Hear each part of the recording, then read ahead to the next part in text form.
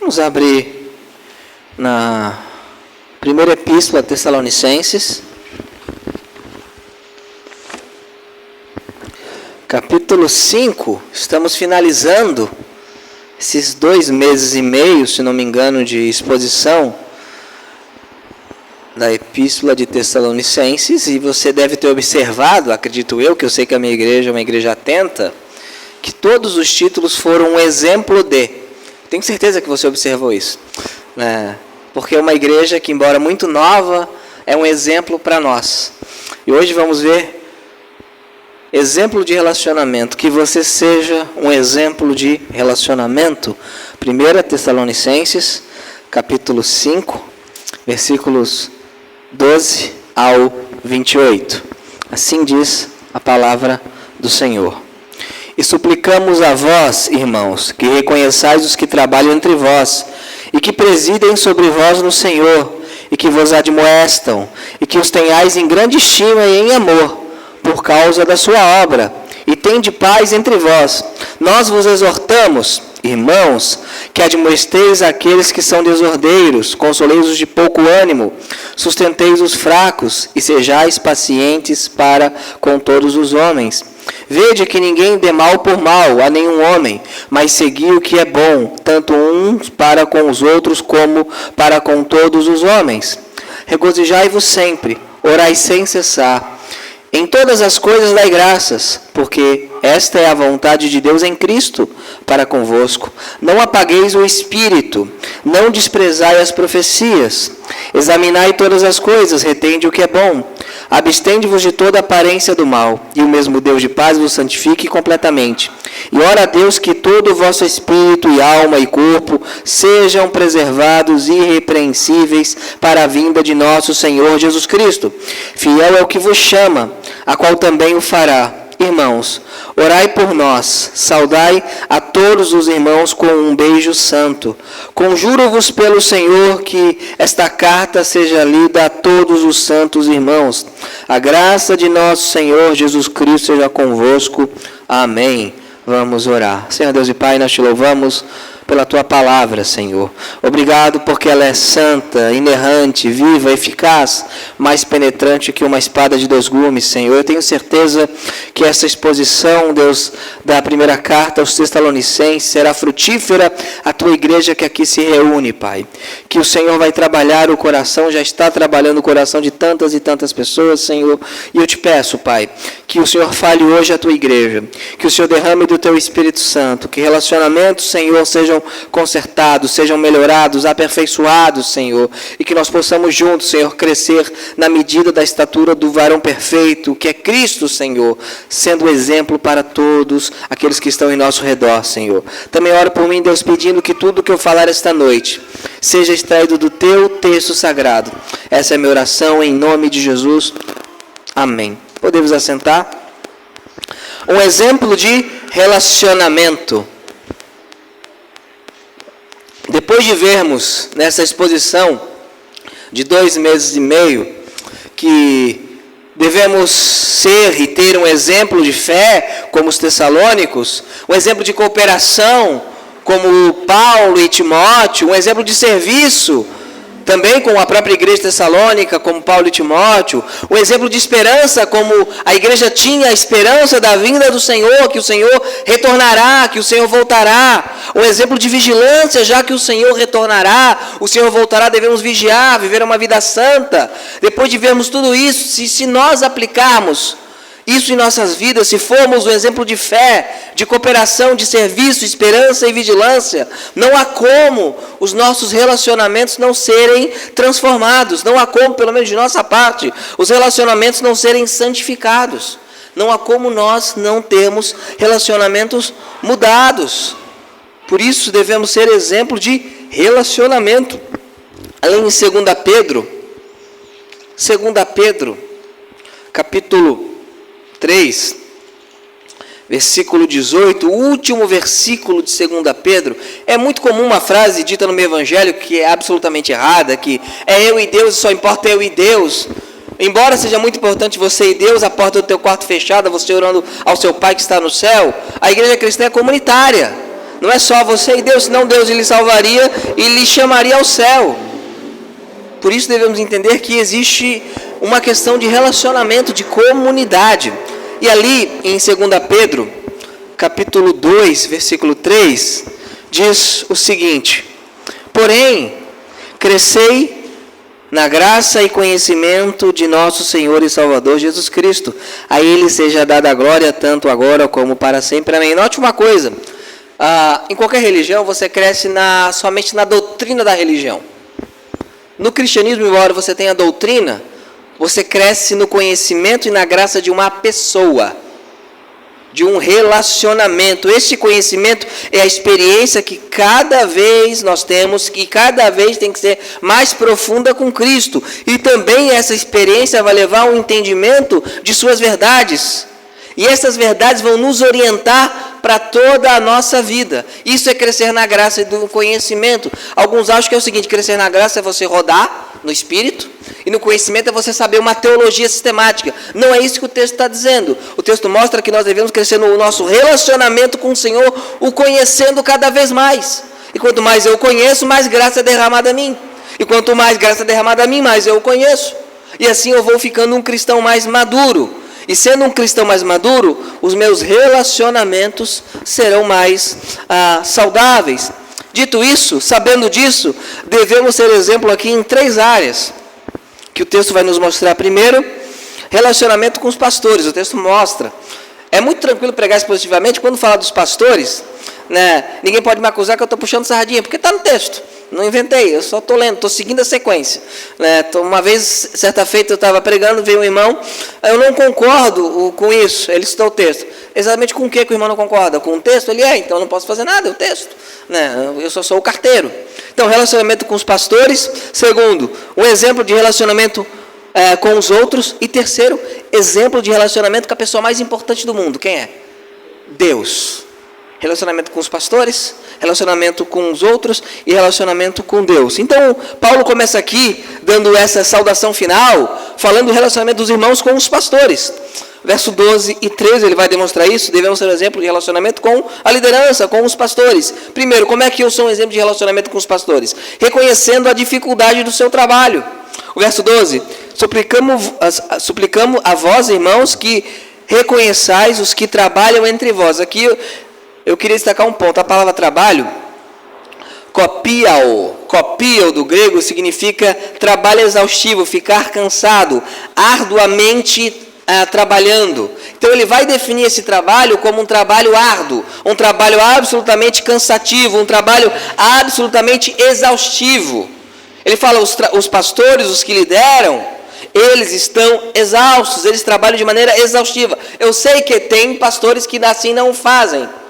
Eu sei que existem pastores que espoliam suas ovelhas, eu sei que existem, só que o nosso padrão não é o exemplo errado, é o que a Escritura coloca, e aqui ela vai usar essa palavra como a ideia de que o trabalho pastoral, porque você lida com vidas, né, é interessante. Quem aqui trabalha com público? Quem já trabalhou com público? É uma maravilha, né? Eu gostei é uma maravilha. Agora imagina um trabalho com um público onde você, em boa parte do tempo, tem que dizer ao público que o público está errado. É legal? É terrível, você não tem ideia, é terrível. Então a ideia aqui é um trabalho exaustivo. Vamos abrir em 2 Coríntios, capítulo 11, verso 28. Tem aquela anedota, né? O pastor estava no seu gabinete, lendo, orando, aí chega o irmão, pastor, tá descansando? Não, irmão, eu estou trabalhando. Aí o irmão vem de novo, não sei o que esse irmão também faz nesse gabinete, né, todo o tempo todo, essas anedotas, né? Aí vai lá e, pastor, tá descansando? Não, irmão, eu estou trabalhando. Terceira vez, estou trabalhando, e foi indo. Aí chega o dia, o pastor está na frente da igreja, está capinando. Não seria, obviamente, eu não faria isso. Eu sou péssimo em capinar. Aí o irmão, pastor, está trabalhando? Pastor, não, agora eu estou descansando. Porque a ideia que se tem é que quando não há preparo, quando não há oração, quando não há imersão no texto, não é trabalho.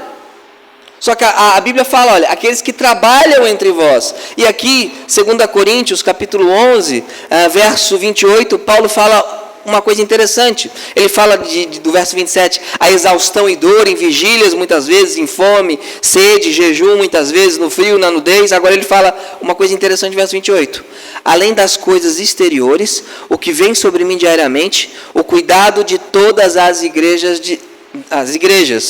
Só que a CEF vai traduzir como a opressão, porque a ideia aqui é de algo pesado, algo terrível, algo que coloca um peso sobre aqueles que lideram. Então a primeira forma de um relacionamento saudável na igreja é você entender que existe uma dificuldade tremenda no trabalho pastoral. Imagina só, você na sua vida cristã, você já tem altos e baixos, é a sua vida cristã.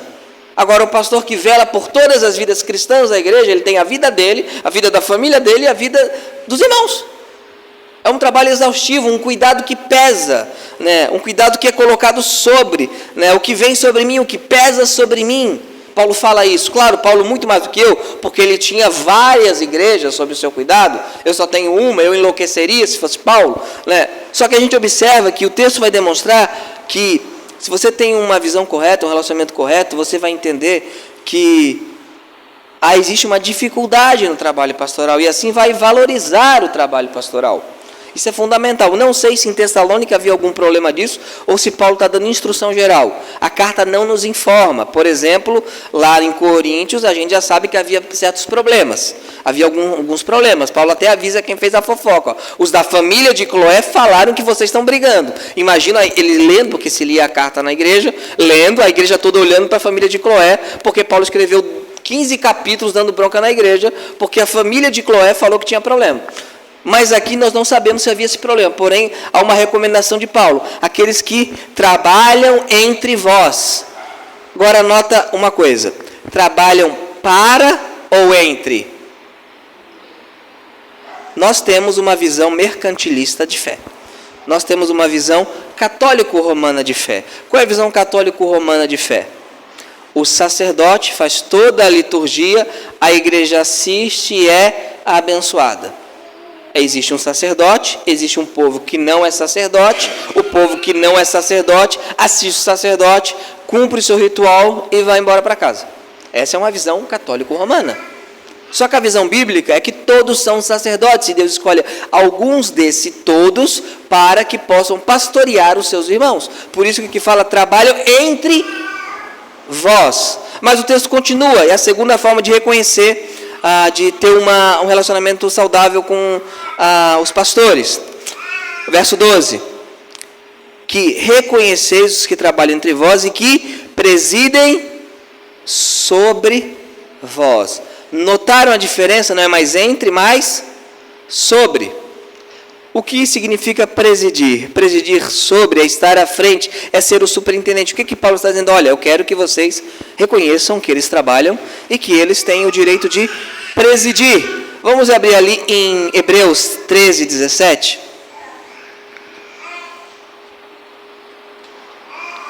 Agora, presidir não é ser dono da congregação. Presidir não é ser dono de suas almas. Porque vocês pertencem a Jesus Cristo e não a mim. Porém, olha que diz o verso 17 do capítulo 13 de Hebreus.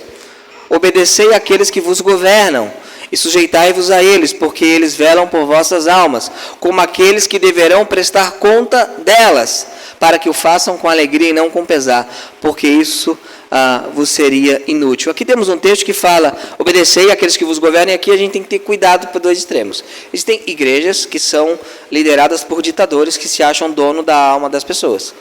Não é isso. Obedecer aqui na questão pastoral, a questão do cuidado do pastor, as orientações pastorais, de acordo com o quê? Com a cabeça do pastor? Não, com a palavra de Deus. A autoridade do pastor está baseada na palavra de Deus, não no que dá na sua cabeça. Então, obedecer àqueles que vos governam, ou como está na CF, os vossos pastores, né? E sujeitai-vos a eles. Por quê? Qual é o motivo? Eles velam pelo quê? Pela alma de vocês.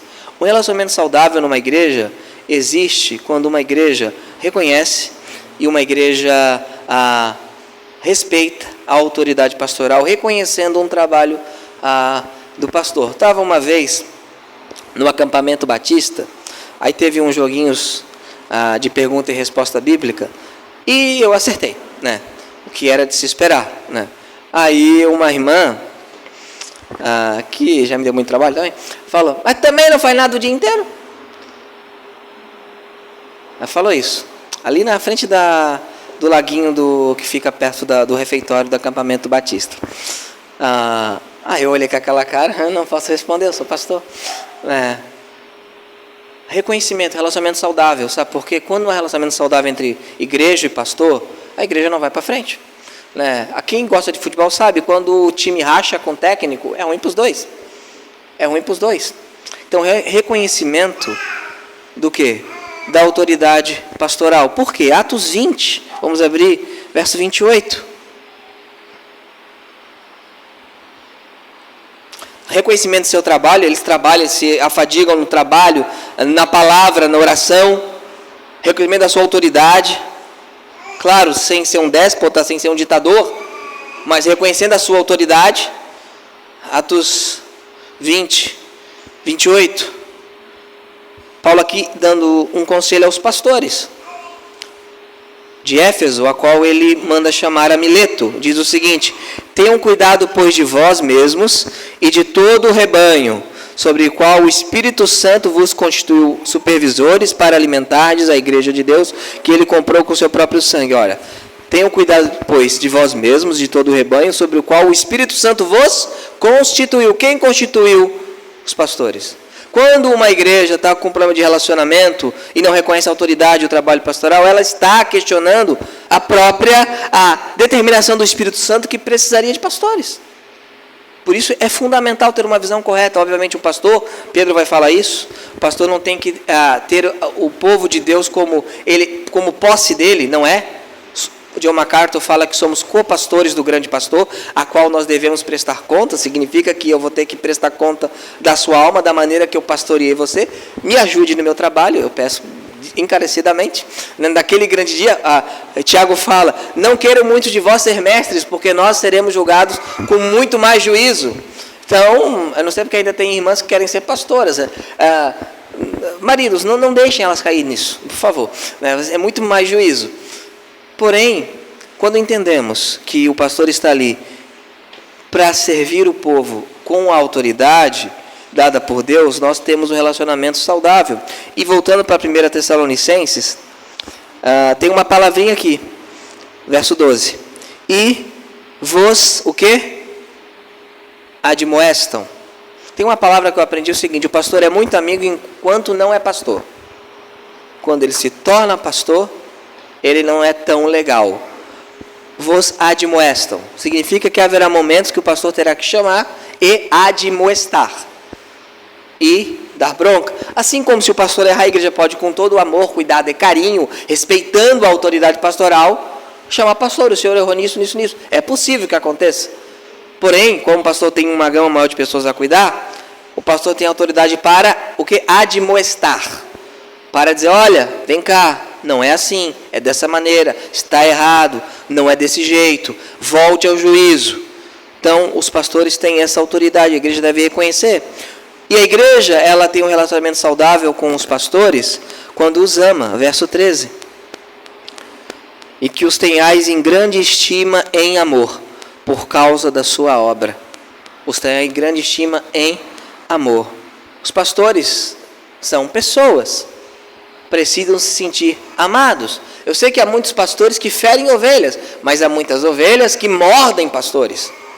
Há muitas ovelhas que, possessas por um espírito de raiva caprino, mordem a mão que as alimenta. Não é o caso aqui, graças a Deus não é. Porém, os pastores devem ser amados. Assim como os pastores têm que amar as ovelhas têm que amar os pastores, os irmãos têm que amar uns aos outros. Aqui o texto fala, tenhais em grande estima em amor por causa da sua obra. Paulo fala, vocês querem ter um relacionamento saudável?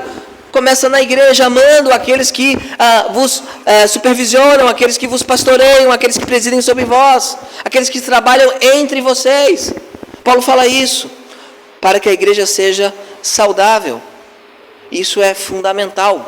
Isso é fundamental. Eu sei que muitos podem ter sido feridos por pastores no passado, maus exemplos, né? Mas ninguém descarta o colégio apostólico por causa de Judas, correto? Ninguém vai, os apóstolos não prestam porque tinha Judas, mas tinha Paulo. mas tinha Pedro, mas tinha João, mas tinha Tiago, mas tinha Bartolomeu, mas tinha André, mas tinha tantos outros. Um outro ponto para o relacionamento saudável com os pastores. Você tem um relacionamento saudável com os pastores quando tem paz com eles. Verso 13. E tende paz entre vós. Tende paz entre vós. Por quê? Primeiro, que eles velam pela alma de vocês. Segundo, não seria útil para ninguém que não houvesse essa paz. Nem para o pastor, que estaria pastoreando com peso, né? Nem para a igreja, que teria um pastor pastoreando ela com peso. Não é bom para ninguém. E quando fala tem de paz entre vós, isso é fundamental. Por quê? Porque ambos estão trabalhando para a glória de Deus. Um reino dividido não subsiste. Quando o reino é dividido, ele desmorona. É necessário paz. Claro que não precisa ter concordância absoluta em todos os pontos sobre tudo, porque isso é impossível. Só que você reconhecendo o trabalho do pastor, a autoridade do pastor e amando o pastor, você necessariamente vai ter paz com ele. E tem uma outra forma de você ter um relacionamento saudável com o pastor. Paulo fala no versículo 25, melhor dizendo. Irmãos, o quê? Orai por nós. Nós quem? 1 Tessalonicenses, capítulo 1, versículo 1. Orai por nós. Nós quem? Aqueles que escreveram a carta. Quem escreveu a carta? Paulo e Silvano, que é Silas, e Timóteo. Ele fala: irmãos, orem por mim, Paulo, orem por Silvano, Silas, e orem por Timóteo. Existe uma obrigação dos irmãos de orarem pelos seus pastores, para que eles possam cumprir a obra. Porque o trabalho é afadigante, o trabalho é árduo, o trabalho é difícil. Por isso Paulo fala: eu quero que vocês orem por nós. Pastores precisam de oração. Pastores precisam ser cobertos pela oração da sua igreja. Pastores precisam que a sua igreja ore por eles, pela sua família, para que Deus possa trabalhar. Deus determinou isso, forma como Ele trabalharia.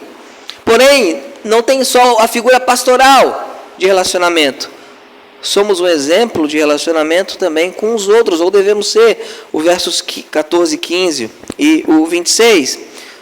Por quê? Porque nós nos relacionamos dia a dia, semanalmente, dominicalmente com os nossos irmãos. Por quê? Porque assim Deus determinou. Agora, como é que eu faço isso? Primeiro, ajudando a fé dos irmãos, verso 14. Nós vos exortamos, irmãos, que admoestei aqueles que são desordeiros, consolei-os de pouco ânimo, sustentei os fracos e sejais pacientes para com todos os homens. Aqui uns pontos importantes. Primeiro, admoestar aqueles que são desordeiros. Possivelmente são aqueles irmãos que falavam o seguinte: olha, eu não quero trabalhar porque Jesus vai voltar, então a igreja tem que me sustentar. O que Paulo fala aos irmãos? Falem para o pastor, só o pastor ir lá e falar isso? O que Paulo fala? Que vocês admoestem o irmão. Claro, admoestar em amor, né? Não tem nenhum caso aqui desse: Jesus vai voltar, não vou trabalhar, então a igreja que me sustente. Não tem isso aqui. Tinha naquela época. Só que quando o irmão é desordeiro, não anda de acordo com a ordem do evangelho, uma forma de me relacionar com ele é falar o quê? Você está errado. Sabe o que acontece hoje? Não se meta na minha vida, é eu e Deus. O que a Bíblia fala para fazer? Vai lá e fala com ele. Admoeste ele. Diga que ele está errado. Mas não há somente esse tipo de irmão. Há também o irmão ou a irmã que está de pouco ânimo. Consoleis-os de pouco ânimo. Aqueles irmãos que vivem ficando desanimados. Aqueles irmãos que se desesperam diante de qualquer problema. Aqueles irmãos que a fé um dia está lá em cima, aí depois está lá embaixo. Consoleis. Consolar aqui é paracaléu. Chameis para o lado. Deem ânimo. O que geralmente é feito? Infelizmente, você não tem vergonha na cara? Você é crente? O que devemos fazer? O Senhor é conosco, o Senhor é bom. Ore ao Senhor, estamos juntos, somos uma família. Nós podemos prosseguir. Não fique assim, não desanima. Não se enfraqueça. Consolar aqueles que têm pouco ânimo, aqueles que estão desanimados. Quando somos um exemplo de relacionamento, nós ajudamos os nossos irmãos em suas tribulações, em suas dificuldades. Eu vou ver o irmão que está um pouco ânimo, às vezes está começando a não vir tanto, o irmão está ficando fraco na fé, e aqui pode acontecer de pouco ânimo, e você vai fazer o quê? Você vai chamar ao lado, para Caléu, você vai consolá-lo, você vai exortá-lo, você vai animá-lo na fé. Animá-lo na fé. E há outro grupo de irmãos também, que a gente tem que ajudar. Sustentar e quem? Então a crente que está fraco. A crente que pode ficar fraco. A expressão fraco aparece outra vez lá em Romanos 14, verso 1. A gente acha que o fraco na fé é o que está de pouco ânimo, não necessariamente.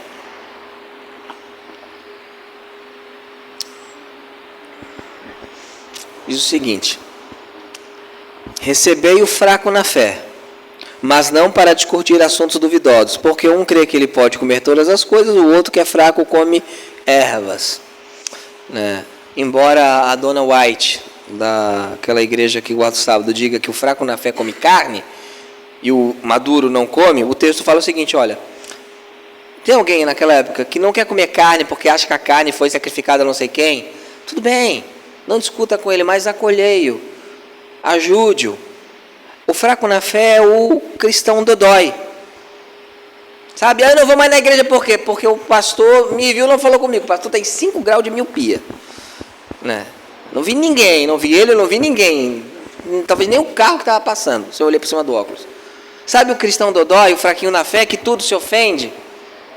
Nós devemos acolhê-lo com amor, devemos exortá-lo com paciência, mas devemos receber ele. Não discuta naquele momento aquilo que ele está dodói. Não faça isso. Você faz o quê? Você o sustenta. A palavra sustentar aqui é unir-se a alguém dando atenção. Porque ele é frágil, ele é delicado. A expressão fraco é isso. Alguém frágil, alguém delicado, alguém dodói, alguém mimizento. Quer dizer que pode ter gente mimizando na igreja? Pode. Jesus morreu por eles, Jesus morreu por eles. Você vai fazer o quê? Você vai trabalhar com ele, ajudar ele. Isso é um relacionamento. É difícil? Muito difícil. Bem difícil. Mas é aquilo que o Senhor nos exorta. O que geralmente é feito? Aquele ali é muito chatinho, vamos deixá-lo de canto. O que a Bíblia fala? Sustente, se une a ele, dê atenção a ele. No primeiro momento não precisa debater. Eu vi o irmão tal comendo mocilha, que absurdo, eu não vou. Não debata isso no início, não debata. Eu vi no Instagram a irmã, 50 anos de casamento, 30 anos de casamento, tocando Roberto Carlos, eu não vou mais na igreja. Aí você faz o quê? Você precisa debater isso agora.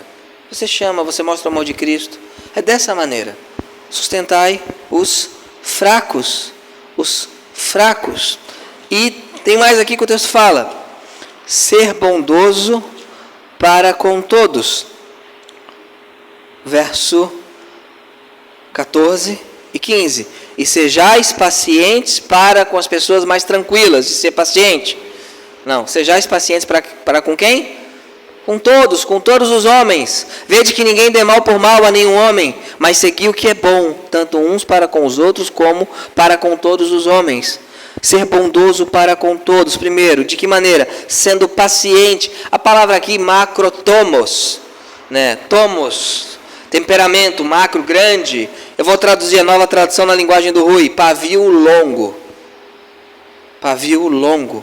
Tenha um pavio longo, seja paciente, suportando ofensas, suportando injúrias, seja paciente. Sabe por quê? Porque tem alguém que é bem tardio para se irar conosco. Quem é? Deus. Então Paulo fala, seja paciente, macrotomos, macrotomia, pavio bem longo, não minitomos, macrotomos. Sejais pacientes. Para com quem? Para com todos. Se Paulo fala que eu tenho que ser paciente, é porque há situações que eu vou precisar de paciência. Então quer dizer que tinha irmão ali na igreja e nas outras igrejas que não eram tão fáceis.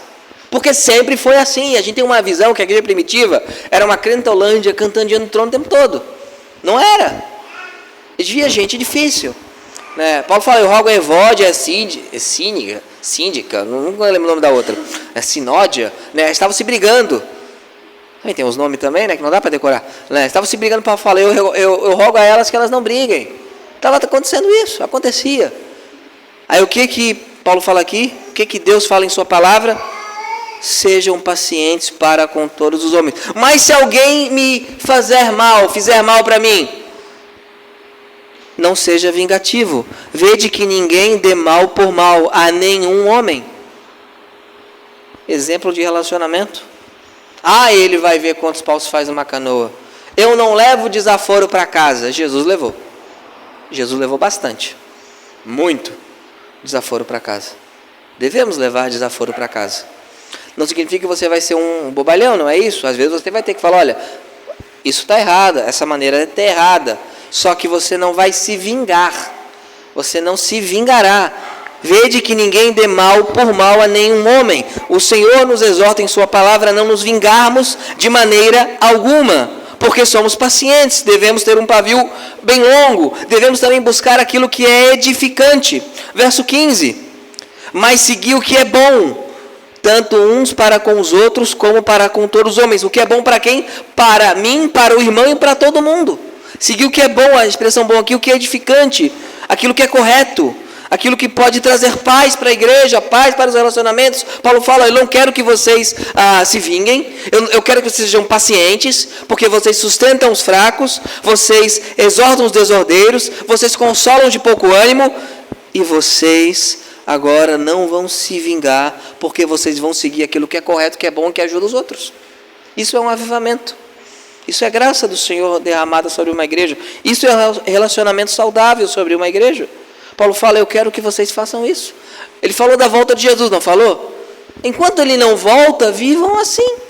Tem gente que fica só olhando para o céu, e não vê os níveis de relacionamentos que essa pessoa tem que ter com os outros. Jesus ainda não veio. Se ele ainda não veio, então eu ainda estou vivendo com gente que é falha e pecador. E uma coisa interessante, eles também vivem com pessoas falhas e pecadoras. E uma delas é você e sou eu. Por isso que devemos ser exemplos de relacionamento com os outros. Ser bondoso para com todos.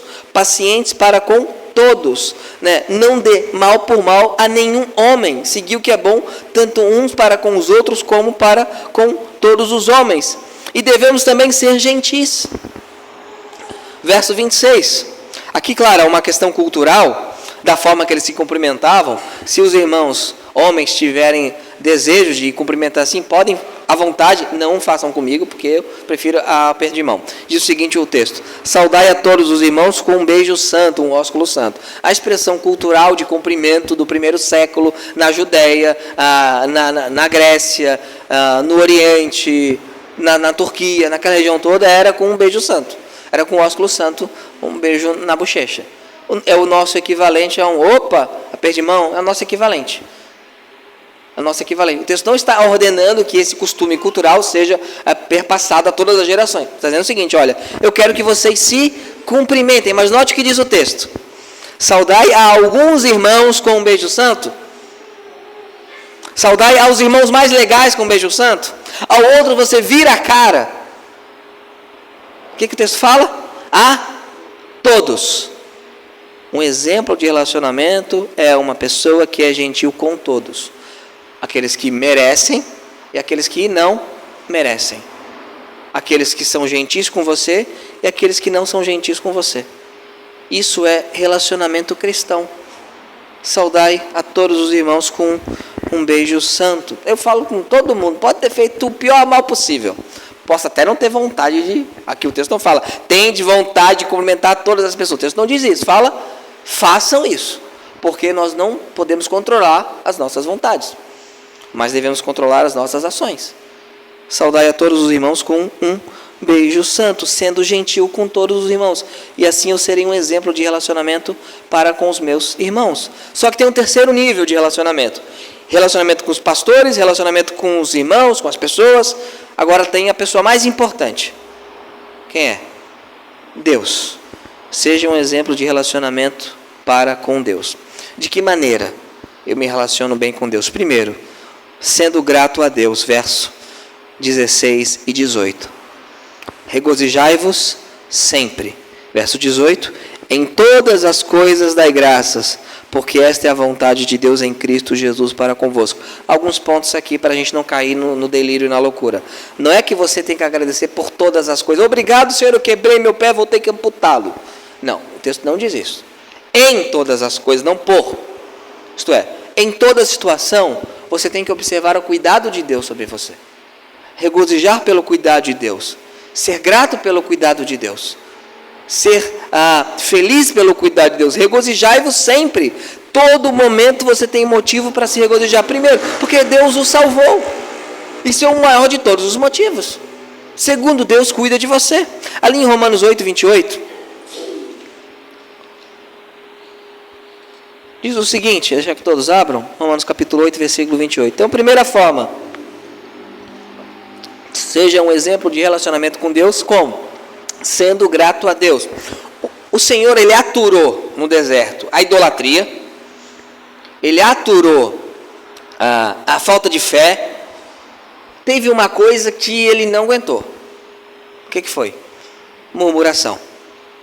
Porque a murmuração, ela é uma prova cabal que o seu coração não é grato para com Deus. Que a gente fala que o coração está cheio. Quando murmuramos, quando reclamamos do Senhor, que vida miserável que eu tenho, que horrível, não sei o que, está dizendo o seguinte: a vida que eu tenho, que é uma dádiva de Deus, é horrível. É horrível. Quando o povo de Israel fez isso, Deus não foi muito paciente naquele momento. Por quê? Porque Ele odeia a murmuração. A Bíblia inteira mostra isso. A Bíblia inteira. Até porque o idólatra, ele pode ver seu erro e se converter. Um incrédulo pode vir a ter fé, mas um murmurador é muito difícil ele se arrepender, porque ele já está com o coração amargurado em relação ao Senhor. Mas ali em Romanos 8, 28 diz o seguinte: e sabemos que todas as coisas trabalham juntamente para o bem daqueles que amam a Deus, daqueles que são chamados de acordo com o seu propósito. Você ama a Deus? Se sim, saiba de uma coisa: todas as coisas trabalham juntamente para o teu bem. Agora, o que o texto não diz? O texto não fala, e entendemos como todas as coisas trabalham para o nosso bem. O texto não fala isso, porque nós não entendemos. Pastor, por que isso aconteceu? Aí eu vou falar, não faço ideia, não sei. Mas eu sei que todas as coisas trabalham juntamente para o bem daqueles que amam a Deus. De que maneira? Lá no fim, naquele grande dia, a gente vai ver como Deus trabalhou em nosso favor. A gente vai observar como Deus fez isso. Como Deus nos preservou, como Deus nos abençoou. Por isso eu tenho que ser grato ao Senhor. Um bom relacionamento com Deus, ele começa com gratidão ao Senhor. Mas também ele é regado por uma vida de oração. Relacionamento com Deus passa por vida de oração. Verso 17. Orai sem cessar. Texto muito mal interpretado. Alguns acham que é você ficar orando literalmente o tempo todo, com a mão levantada, andando tudo que é lugar. Não é isso que diz o texto. Orar sem cessar, a expressão aqui, adialeptos, é incessantemente, sem desistir. Isto é, orar com perseverança. Persevere na oração. Tenha uma vida de oração. O mesmo termo usado para tosse intermitente. Sabe aquela tosse que não sai? O cara fica tossindo o tempo todo? É o mesmo termo grego usado para essa tosse. Tussa. Metaforicamente falando, tussa. Ore. De que maneira eu devo orar? Como aquele cara que vive tossindo. Faz aniversário para gripe. Hoje 1 mês de gripe. Faz um bolinho para gripe. 6 meses tossindo. Mas o médico fala que está tudo bem, mas estou 6 meses tossindo. Que a gente possa fazer isso, ter uma vida de oração. Oração em todos os momentos da nossa vida. Sempre orando, uma vida de oração, uma vida no altar do Senhor. Buscando a face do Senhor. Buscando a orientação do Senhor. Para que eu possa então ser um exemplo de relacionamento com Deus. Não há cristão útil que não ore. É necessário oração. E também quando nós oramos, para que tenhamos o relacionamento correto com Deus, nós não devemos desprezar as ações de Deus por nós. Versos 19 ao 21.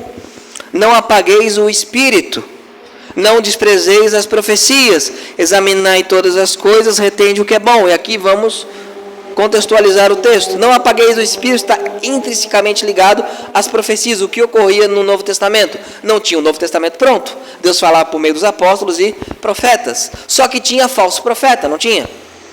Aí o que acontecia com alguns irmãos? Então já que tem falso profeta, não vou acreditar em mais nada. Paulo fala, não apaguem a ação do Espírito Santo na igreja de vocês. Só porque tem algumas pessoas que são falsos profetas. Mesma coisa, não é porque tem falsos pastores que não há bons pastores. Não é porque tem falsos crentes que não há bons crentes. Não despreze a ação de Deus. Não é porque tem falsos milagres que não tenha verdadeiros milagres. Não é porque tem nota falsa que não tem nota verdadeira. É isso que o texto está falando. Olha, não desprezem o agir de Deus na vida de vocês. Não apaguem o Espírito quando nós não perdoamos. Quando nós nos vingamos. Quando nós não temos um bom relacionamento com a liderança, com os irmãos, quando nós não somos gratos a Deus. Sabe o que vai acontecer? A ação do Espírito será minimizada na sua vida. E quem vai controlar? Quando o Espírito não controla, quem controla? Satanás, mas ele usa algo dentro de você. A carne. A carne. Por isso que eu não posso apagar isso. Mas pastor, se já tiver apagado? Às vezes está apagado, né? O que tem que fazer? Vamos ali para 2 Timóteo 1,6. Segunda epístola de Paulo a Timóteo, os irmãos sabem que é a última carta escrita por Paulo. Alguns meses depois ele foi decapitado. E é muito provável que esta carta chegou à mão de Timóteo após a morte de Paulo. Paulo aqui está escrevendo as últimas palavras de seu ministério ao jovem pastor Timóteo, para que Timóteo possa seguir o seu exemplo. E Paulo fala o seguinte no versículo 6 do capítulo 1 de 2 Timóteo. Por este motivo, te lembro que despertes o dom de Deus, que está em ti pela imposição das minhas mãos. A palavra aqui, anasopireo, é inflamar, pôr fogo, reavivar. Então, se você estiver no seu relacionamento com os irmãos, com os pastores, com Deus, meio apagado, se o Espírito estiver sendo apagado, extinto, se a ação dele estiver sendo diminuída, o que você tem que fazer? Reavivar, pôr fogo novamente. E como eu faço isso? Não tem atalho. É joelho no chão. É oração, é leitura da palavra, é comer com o povo de Deus. É exercitar essas características de um bom relacionamento. E sabe qual é a consequência quando você tem um bom relacionamento com Deus? E cheio do Espírito Santo, não desprezando a ação de Deus, a ação do Espírito, as profecias, examinando todas as coisas e retendo o que é bom. Sabe qual é a consequência disso? É que você vai viver piedosamente. Verso 22. Abstende-vos de toda a aparência do mal. O texto não fala abstende-vos de todo o mal, mas de toda a aparência, toda forma externa de mal. O que isso significa? Se alguma coisa parece errada, se alguma coisa parece má, e se isso pode ofender, atrapalhar, derrubar um irmão meu, eu tenho que fazer o quê? Me abster. Abster de toda a aparência. Isso é manifestação de amor. Vou dar um exemplo para os irmãos aqui. Guns N' Roses, ele tocou algum tempo atrás em São José. Imagina se o pastor de vocês sair do culto e vai direto para o show do Guns N' Roses. Vontade não faltou. Mas qual é o ambiente que eu teria encontrado no show? Qual seria o ambiente? Um ambiente terrível. Que eu ia me escandalizar com o ambiente, mesmo sabendo o que ia encontrar. Toda a aparência do mal. Não é só o que é mal, o que parece mal. Você fala, pastor, se você for na minha casa e eu abrir uma bebida alcoólica, você vai importar? Não. Agora, se eu tiver uma lanchonete com você e você fazer isso, aí eu me levanto e me retiro. Porque até eu provar que não era eu que estava bebendo, porque a gente tem que, quando vive um relacionamento com Deus, a gente vai pensar em quem? No próximo. Vai pensar na saúde espiritual do próximo. Ali em 1 Coríntios 10, 31...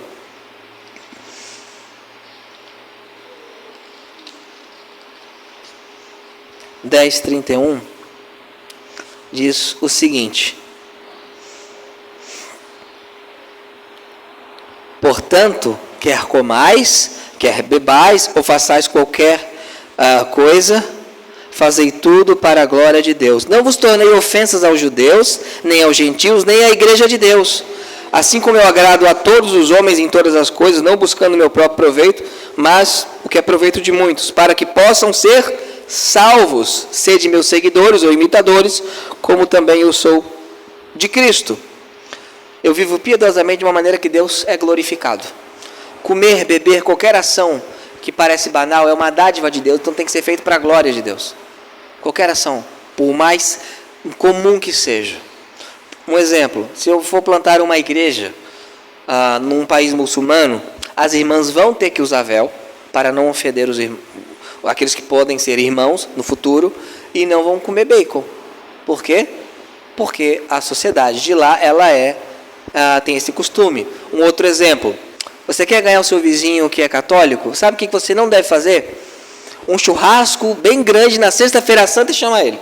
Não faça isso. Não faça isso. Eu como, eu bebo para a glória de Deus, não querendo ofender judeus, gentios ou a igreja de Deus. Eu faço isso. É assim que nós nos afastamos de toda aparência do mal. Se algo parece mal, pode até não ser, mas se parece mal, aí eu dou um passo atrás. Claro, temos que orar para que o Senhor nos dê sabedoria, para não cair no legalismo. Porque há alguns tempos atrás, algumas décadas, em algumas igrejas locais, era medido o tamanho da saia das irmãs para entrar na igreja. Isso acontecia. Não sei quem definiu, se foi o anjo que definiu, se era 3 dedos do joelho, acima ou abaixo, não sei quem definiu isso, não sei onde é que tiraram. Não cair no legalismo, mas o Espírito Santo nos dá sabedoria. Se eu tenho um bom relacionamento com os pastores, com os irmãos e com Deus, eu vou ter sabedoria. Não vou precisar de nenhum censor, olha aqui, alguém de fora, olha, não faça isso. Eu vou ter sabedoria. E se eu errar, aí sim, eu peço perdão ao Senhor, aos irmãos. E, indo para o final, voltando para 1 Tessalonicenses, versículos 23 e 24. Você é um exemplo de relacionamento com Deus quando você é rendido por Deus em toda a área da sua vida. E isso é o nosso grande objetivo. É o que Wesley vai chamar de perfeição cristã, muito mal entendida. Alguns posteriores falaram que ele estava dizendo que você poderia não mais pecar, mas Wesley mesmo fala que não chegou nisso. Qual é a ideia? Que você vai amar tanto a Deus que você, conscientemente, você não vai querer ofendê-lo. Você não vai querer entristecê-lo. E você vai amar tanto o próximo que você não quer ofender ou entristecer seu próximo. Você ainda pode pecar por ignorância, por falta de sabedoria. Mas a ideia aqui é que todo o seu ser seja santificado pelo Senhor. Verso 23. E o mesmo Deus de paz vos santifique completamente. E oro a Deus que todo o vosso espírito, alma e corpo sejam preservados, irrepreensíveis para a vinda de nosso Senhor Jesus Cristo. Fiel ao que vos chama, o qual também o quê? O fará, uma promessa para nós. Claro, quando ele vir, nós vamos ser redimidos em todo o aspecto do nosso ser. Mas Paulo está orando para que aquela igreja seja santificada em toda a área da vida dela. Qual é a oração do Pai Nosso? Que venha o teu reino, que faça a tua vontade, seja na terra como no céu. Eu estou onde? Na terra. Então eu estou orando para que esse reino, essa vontade seja feita primeiro em quem? Em mim. Em mim. Então você tem um relacionamento exemplar com o Senhor quando você coloca diante do Senhor cada área da sua vida. Senhor, qual área da minha vida ainda não foi rendida a Ti? Qual área eu ainda estou tropeçando? Qual área ainda eu preciso melhorar? Se falar, em nenhuma eu sou excepcional, é a humildade, é simples. Que a gente possa fazer isso. E concluindo, dito que nós devemos ser um exemplo, e vimos em toda a exposição nesses 2 meses de 1 Tessalonicenses, um exemplo de fé, de cooperação, serviço, esperança, vigilância e agora de relacionamento, Paulo conclui com um desejo no verso 27, que eu acho que nós cumprimos. Conjuro-vos pelo Senhor que esta carta seja lida a todos os santos irmãos. É o que é chamado de lectio contínua, a leitura contínua. Uma prática tem se perdido nas igrejas evangélicas. Você lê de maneira contínua grandes trechos da palavra de Deus. Por quê? Porque é Deus falando de maneira contínua. Deus fala com um trecho pequeno, obviamente que sim. Mas se você pegar uma grande fala dele e você expor essa grande fala, o resultado será tremendo. Por isso que Paulo fala, eu quero que ela seja lida a todos os santos irmãos. Então que esta carta seja exposta, não porque foi por mim, mas porque Deus falou através de mim, lendo a Escritura, se eu a interpretei corretamente. Que nós possamos ser exemplo em toda a área de nossa vida. e que nós venhamos a confiar na graça, porque nós não vamos conseguir sem a graça do Senhor. O que diz o verso 28? Aquilo que precisamos: a graça de nosso Senhor Jesus Cristo seja convosco. Amém. Resumindo, o que eu preciso para ver dessa maneira a graça do Senhor? A graça capacitadora do Senhor, porque eu, pela minha própria força, eu não consigo, eu sou fraco. Mas com a graça dele é possível que nós venhamos então a ser exemplos de relacionamento com os pastores, com a liderança, aqueles que trabalham na igreja, com os irmãos uns aos outros, com as pessoas que ainda não receberam a Jesus em arrependimento e fé, sendo paciente com eles, sendo amoroso, gentil, e com o próprio Deus, porque Deus é uma pessoa. Não somos convidados apenas a crer em doutrinas, embora sejam importantes. Somos convidados a nos relacionar com uma pessoa. E isso que ele fala: vinde a mim, tomai sobre vós o meu jugo, aprendei de mim. É isso que ele fala, que a gente possa fazer isso, amém? Vamos ficar em pé e vamos cantar um hino.